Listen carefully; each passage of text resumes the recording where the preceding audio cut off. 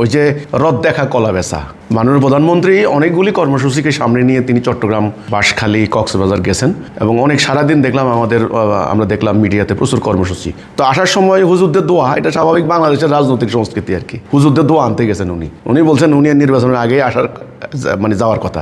এখন পাইছি আর কি ওনারে পাইয়া। এবার ওরা দেখলাম তো মিডিয়াতে 9 দফা দাবি, আমি দাবিগুলারে 2টা ভাগে ভাগ করছি।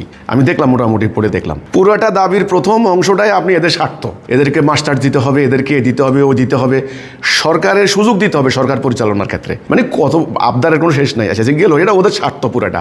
দ্বিতীয়ত দেখবেন কি ওই ইয়েদেরকে ওই কাদিয়ানি প্রসঙ্গ তো আছেই। সাদপন্থী মৌলানা সাদ বাংলাদেশে আসতে পারবে না, দেখেন বাংলাদেশে আসতে পারবে না। ওদের মানে সাদপন্থী কোনো তাবলিগ যেন টঙ্গিতে কোনো জায়গা না বলে, তো দখল করছে ওইটা। এরপরে হিজবুত তৌহিদকে নিষিদ্ধ করতে হবে। তো এখন আমি দেখলাম পরবর্তী অংশের মধ্যে এরে বাংলাদেশে ঢুকতে দেওয়া যাবে না, ওরে কথা বলতে দেওয়া যাবে না, ওরে নিষিদ্ধ করতে হবে, ওরে বাজেয়াপ্ত করতে হবে। মানে তার মানে একটা নৈরাজ্য পেয়ে গেছে মানে কাওমিয়ানরা, মনে হয় যেন কি একটা পেয়ে গেছে দেশের মধ্যে। তো তারা যে দাবিগুলি করছে এটা তো নতুন না, এটা তো আজকে কয়েক বছর থেকে তারা বলছে হিজবুত তৌহিদকে নিষিদ্ধ করতে পারে। তো পারে তো হিজবুত তৌহিদকে দুনিয়া থেকে গায়েব করে দেয়।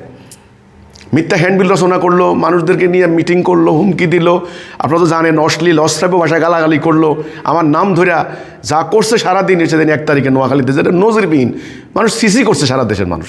এটা কি আলেমদের চরিত্র নাকি? তো তারা আজকে মাননীয় প্রধানমন্ত্রীকে পাইছে, স্বরাষ্ট্রমন্ত্রী মহোদয়কে পাইছে, এই হিজবুত তৌহিদকে নিষিদ্ধ করতে হবে। আমি মনে করি তাদের এই দাবিটা এটা একদম প্রত্যাখ্যাতযোগ্য, আমরা প্রত্যাখ্যান করছি। এটা একেবারে অসাংবিধানিক, অযৌক্তিক, আপনি বলতে পারেন একেবারে অমানবিক। এটা কোনো কথা হইতে পারে না। আপনার সাথে মানে কি মাসলাকগত বা ফেরকাগত কিছু ডিফারেন্স হলে আপনার নিষিদ্ধ করে দাও। তো কাওমিয়ানদেরকে তো নিষিদ্ধ করার জন্য বহু মানুষ দাবি তুলছে, সুন্নিরা তো বহু আগে দাবি তুলছে। তো এখন তারেক জিয়া সাহেব কোনটা শুনবেন?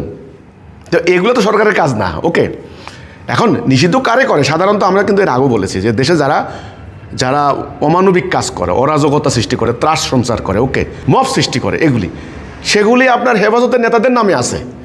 গত 50 বছরে আপনি দেখেন বাংলাদেশে যে মব সৃষ্টি করা মানে জঙ্গিবাদ, উগ্রবাদ করা, তারপরে হলো রাজনৈতিক হত্যাকাণ্ড, এই সমস্ত সরকারের পক্ষে বিপক্ষে কাণ্ড কারখানা, এইগুলো হেফাজতের নেতাদের নামে আছে, হেফাজতের বিভিন্ন গ্রুপের গোষ্ঠীর নামে আছে। এখন না হেফাজত, আগে তো বিভিন্ন মাদ্রাসার নামে হইতো এগুলি। তো হিজবুত তৌহিদের নামে নাই। হিজবুত তৌহিদ একটা ইনোসেন্ট একটা দল, আলহামদুলিল্লাহ। এটা প্রমাণিত। প্রায় 2.5 যুগ থেকে বাংলাদেশে আন্দোলন করে যাচ্ছে। টাঙ্গাইলের ঐতিহ্যবাহী জমিদার পন্নী পরিবারের উত্তরসূরি জনাব মোহাম্মদ বাইজিদ খান পন্নী। এই বিএনপির নেতারা তো অবশ্যই জানেন, পন্নী পরিবারের ম্যাক্সিমাম নেতৃবৃন্দ বিএনপির কেন্দ্রীয় নেতৃবৃন্দ ছিলেন, সাবেক স্পিকার সহ। তো কাজেই এখানে হিজবুত তৌহিদ আন্দোলনের প্রতিষ্ঠাতা জনাব মোহাম্মদ বাইজিদ খান পন্নী উপমহাদেশের একজন প্রখ্যাত মানুষ, পরিচিত ব্যক্তিত্ব, ভদ্র মানুষ, ঐতিহ্যবাহী পরিবার। আর হিজবুত তৌহিদ একটা আইন মান্যকারী আন্দোলন, এটা ভদ্রলোকের আন্দোলন। সম্পূর্ণ শান্তিপূর্ণ উপায়ে অরাজনৈতিকভাবে নিজেদের টাকা খরচ করে হিজবুত তৌহিদ ইসলামের পক্ষে কাজ করে যাচ্ছে, ইসলাম প্রতিষ্ঠার কাজ করে যাচ্ছে। তাদের এটা সহ্য হলো না। আমি তো দেখলাম না হেফাজত মাননীয় প্রধানমন্ত্রীকে কাছে পাইয়া একথা বলছেন যে সুদ নিষিদ্ধ করা দরকার, দেশে আল্লাহর হুকুম চালু করা দরকার, কোরআনের বিধান চালু করা দরকার, আদালতে আল্লাহর আইনের বিচার করা দরকার। এটা তো একবারও করলেন না। লাফাইয়া হিজবুত তৌহিদ নিষিদ্ধ করতে হবে। ওই ধর্ম ব্যবসার বিরুদ্ধে কথা বলাতে তাদের গায়ে আগুন লাগছে। এই জন্যে আমি মনে করি তাদের এই দাবিটা হাস্যকর, বেআইনি, অমানবিক, অসাংবিধানিক।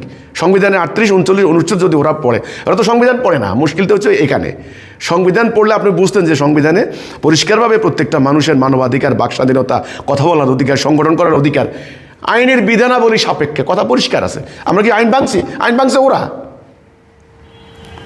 তো এই জন্য এই আপনি বলেন, ওই যে বললাম রদ দেখা কলা বেচা, পাইছে মাননীয় প্রধানমন্ত্রীর হাতের কাছে, তারা আর কোনো কথা নাই।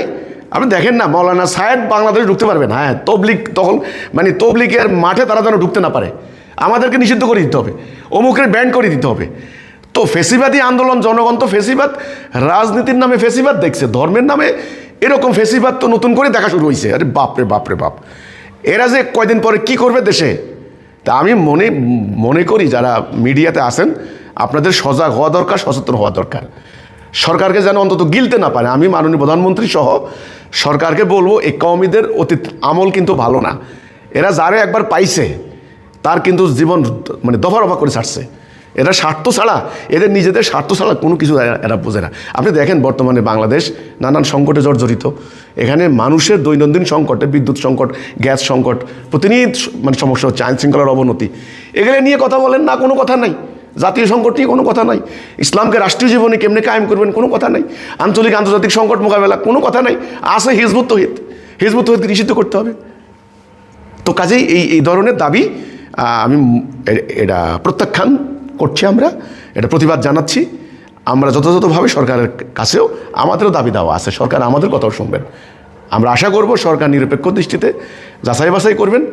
এখন সরকার যদি রাজনৈতিক স্বার্থে নানান ধরনের উদ্যোগ গ্রহণ করে, সেগুলো তো হলো ভিন্ন কথা, সেগুলো তো কোনো কথা নেই, সেটা আল্লাহ দেখবেন।